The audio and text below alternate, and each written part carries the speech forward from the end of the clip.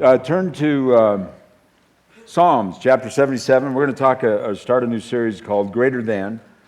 And tonight we want to talk about greater than my disappointments. There are seasons of life when things go well, and then there are times in life when they don't go so well.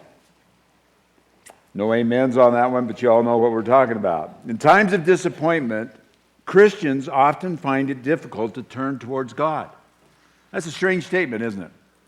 But during times of disappointment, we have, Joyce Landor a few years ago used to say this, and I thought it was so true.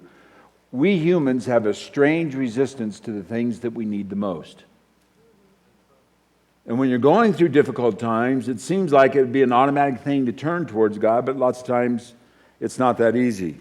We're going to read about a man named Asaph from the Psalms who had faced such a time in his life. Circumstances in his life were going well, we assume, and this is something I wish that we knew more about the Bible. I wish they'd put a little bit more detail in as to what was going on, but it seems like things were going well. Then all of a sudden, his life was filled with disappointment and grief. I read a quote by Dr. Martin Luther King. What a great guy. And he said this, "Where there is great disappointment, it's because there is great love." Only people that have great disappointment are people that care a lot. People that don't care don't have any disappointment. But people that care a lot do. We do create the mindset that if we do things right, now listen to this, friends. I used to blame this on the church. I don't know if it's the church, and I don't know if it's the culture. It just might be the brokenness and who we are as individuals. But we create a mindset in our minds that basically goes something like this. If I continue to do things right in my life, then circumstances in my life are going to work out well. And all of us here, and why there's just kind of a pause and a silence, because all of us go, doesn't work that way. We do have a formula type of mentality that I believe the church needs to take responsibility for, that we keep saying these things to ourselves. If I do the things that are according to the scriptures, then circumstances in my life will work out well. And yet, friends, I find out over and over again that Christians that obey that, and then when things don't go well, have a tremendous disappointment that they have to deal with about who God is. And I guess at some time, we in the church have to take the responsibility. At what point are we going to prepare people for these disappointments? And how are you going to walk through them? Friends, I do believe in a God that will eventually, now hear this, because I don't want anybody out there going, man, this guy's really getting pessimistic. I really want you to hear this. I really do believe that eventually, in eternity, God's going to make everything right. I think it's all going to turn out okay. But that doesn't mean that we're not to suppose and understand that there are going to be disappointments in our life. First, I want to encourage you that it is right to hope and have dreams for the future and to look towards it with anticipation. Honestly, I was working out today, and this is one of the thoughts that went through my mind. First of all, I hate to work out. Even when I was in athletics, I hated to work out, loved the games. But I was thinking, wouldn't it be nice that someday in the near future, you could take a pill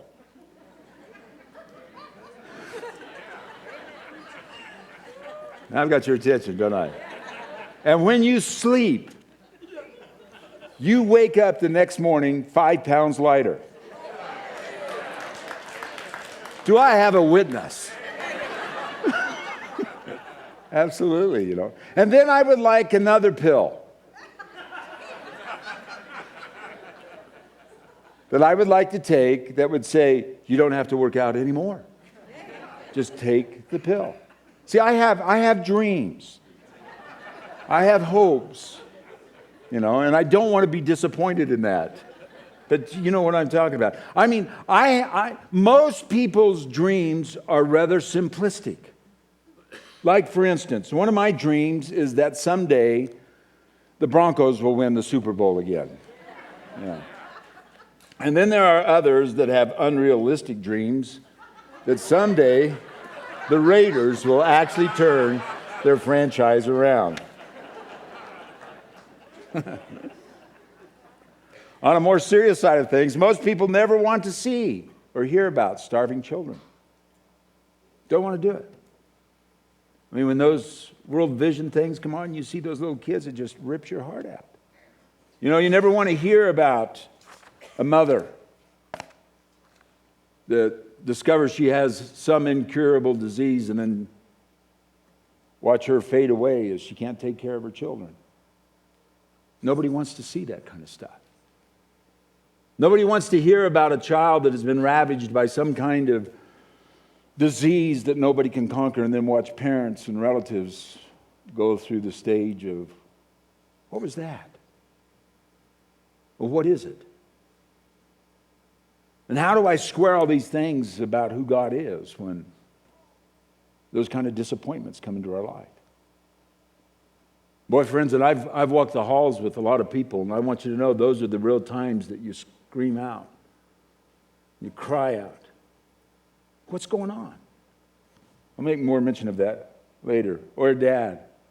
I'm trying to think of real instances of a dad who has a family. And all of a sudden the telephone rings and dad's had a heart attack. He's gone. You got a widow, kids around. And they're asking the question, what's happening? What's going on? All of these kinds of hopes and dreams that we have, that we never want to hear about those kind of things. The reality sits in, we find out we live in a world where we have to deal with disappointment. We have to deal with issues in our life. And the question comes to every one of us. You know, it's like, you know, you can take a quarter. You can take a quarter. You know, you can put it out here like this, and you can see a lot around it. But you put it up here to your eye, and it blocks everything out. And sometimes disappointments become so real in people's lives that it has a tendency to block out everything else because it's the only thing that you can see. And at some point, we have to ask this question. And I mean, we really have to dig and say, God, are you greater than my disappointments? Are you bigger than what I'm going through right now? Because it seems to be, friends, that when we go through these times, we kind of lose focus as to who God is. But Asaph is a guy that's going to teach us, who went through disappointments, but he learned how to deal with his disappointments and with God. Psalm 77, verse 1. I cried out to God for help, and I cried out to God to hear. When I was in distress, I sought the Lord at night. I stretched out untiring hands, and my soul refused to be comforted. I remembered you, O God, and I groaned and I mused, and my spirit grew faint. You kept my eyes from closing. I was too troubled to speak. I thought about the former days, the years of long ago, and I often wonder when I read that, I wonder, when things were good, when things were going right, I remembered my songs in the night, and my heart mused, and my spirit inquired. Those were the good times. Will the Lord reject forever? Will he never show his favor again? Has his unfailing love vanished forever? Has his promises failed for all time? Has God forgotten to be merciful? Has he in anger withheld his compassion? Then I thought, to this I will appeal. The years of the right hand of the Most High God. I will remember the deeds of the Lord. Yes, I will remember your miracles long ago. If you have your outlines, you want to follow along, let's just take a look at some ways to handle disappointment. Number one is this. Realize that others have faced disappointment. You go, wow, did I come here to hear that? But listen to this. Obviously, Asaph is walking down this road and he's encountering disappointments. I want to tell you a little story here. Because really what I want to do is I want to develop that you're going to find paths of how people are going to deal with disappointment. And they're going to become models in your life as to how you're going to deal with these disappointments. Asaph is a model. He's a model of a guy that says, this is the disappointment that came in my life, and this is how I dealt with it. I want to tell you the story about a lady that wrote a book. It was called Flowers from My Mother's Garden. And it was a book that Cheryl read to John and I, actually, as we were traveling out to California for a conference. And it was such a touching book that we couldn't wait to get back into the car to have her read to us some more. And it was about her family that went through the Holocaust. And this is just a side note on this.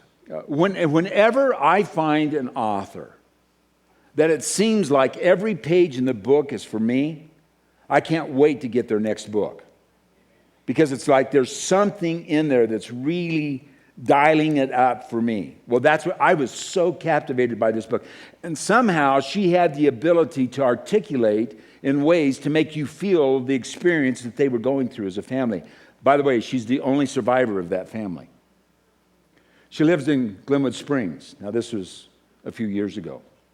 And a church here in town invited her to come and share. As a matter of fact, it was New Horizons Foursquare. And so Cheryl and I went to hear it because we read this lady's book. And so at the end of her talk, they had a question and answer time. And a dear saint of God asked this lady, so how did this experience deepen your walk with God? You just kind of appreciate honesty, even when it hurts. And this lady goes, it didn't deepen my walk with God. As a matter of fact, I question who God is. That he would allow something like that to come into anybody's life, let alone, quote, his chosen people. Now, I want you to know this is a room full of Christians and it goes deathly quiet. Why? Now see, I don't understand, friends, what happened to her to this day. But I do understand this. She had a huge disappointment. Now, the reason why I want to bring this point up, friends, is because disappointments have the ability to affect our lives in a positive or negative way. It's how we choose to respond to it. Matter of fact, I'm going to tell you this.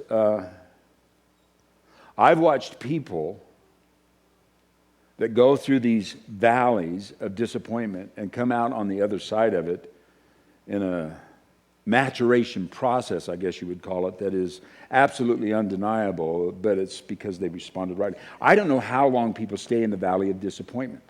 I don't know. Is there a prescribed time? I don't know.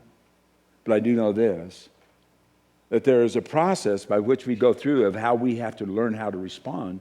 Am I going to respond correctly to this, or am I just going to become embittered? And we've got models.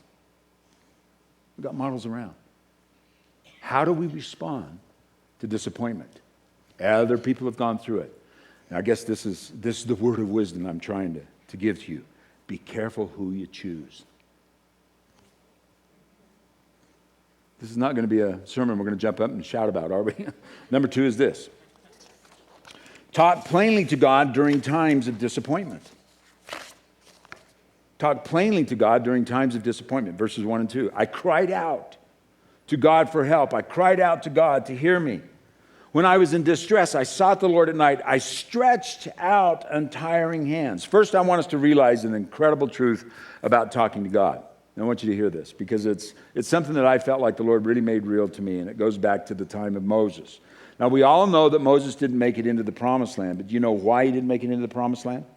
It's because of how he talked and reacted to God in the presence of the people. Now, there's a rock, and the people were thirsty, if you'll remember. And there was a rock there, and Moses got so frustrated with the people that he took it out on God. He took up a staff, and instead of speaking to the rock, and the rock was a symbolic gesture or a symbol of who Jesus was, and he struck the rock instead of speaking to the rock. And God said, Moses, because you disrespected me in front of the people, you don't get to go in. There's a huge lesson in that, you know. And here's the point, is that when we're talking to God, friends, there has to be a certain amount of respect that we have in our heart to who we are talking to. Remembering this is God Almighty. And God takes time like this to really show us that there are times when we just need to share who we are, but at the same time, understand that we are talking to some supreme being that really has a lot of power, and he wants respect. At the second time, I want you to notice this. It says that Asaph says this about himself. He stretched out his arms during the night. Now, what does that say to you? That says to me that when a human being, it's in our human nature, that when we're in distress and we're looking for help, what do we automatically do? You reach out because you need help. And as a parent, you know that warm feeling when your kid is in need and they stretch out. They go, I need you. Now, as they get older, they don't have a tendency to do that. As a matter of fact, they don't even like to walk through the mall with you. But when it comes a real stressful time, and then you've developed that kind of a relationship that you have with your children, that they really want to tell you what's going on in their life, there's some kind of an appreciation that builds up in your heart because that child is really willing to share with you what's going on. Now, at that point, what you as a parent want is this. You want the facts and the honesty of that kid's heart. You don't want to present yourself as some kind of an authority figure that makes that child afraid of you to come to you to tell you what's really going on in their heart, even if it's difficult to hear. You want that kind of intimacy to be developed. You want that kind of whatever. Tell me what it is, because when they get it out, it's like you can solve the problem a whole lot better. And friend, that's exactly what God is. He's a parent. See, if I can be as bold as to say this to you tonight, God does not want some kind of flowery speech from you. He wants to hear it like it is. Like really what matches your heart. And I find this out about God is that he has pretty big shoulders. He can handle most of the things that we want to say. And there is just something about Asaph when he says, I cried out. It doesn't say what he said. It just says this, I cried out. Now, let me just go on with this for a minute. There is something so therapeutic about getting your problems out and just verbalizing them that I don't even understand what that is. But I do understand that there is a dynamic when you do have a listening ear and people really understand what you're saying that really does kind of lighten the load.